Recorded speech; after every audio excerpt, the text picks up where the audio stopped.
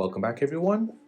In this video, I'll show you how to enable or disable auto-generated captions for your TikTok videos. Captions are basically subtitles for videos which are generated by TikTok.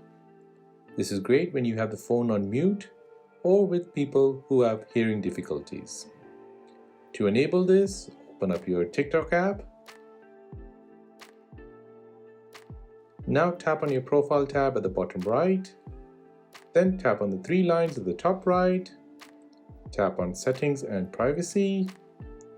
Scroll down and tap on Accessibility. Here you'll see the option to always show auto-generated caption option.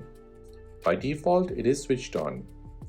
To switch it off, just toggle the switch to the left. Now auto-generated caption will be disabled for all videos. However, if a user has enabled caption while creating their video, then those will show up on their video when you watch it. And that is how to enable or disable auto-generated captions for TikTok videos. If you have made it to the end of this video, then please hit the like button, and most importantly, please consider subscribing to this channel for more videos like this. If you have any other questions, then please do let me know in the comment section down below. Thanks for watching and see you in the next one.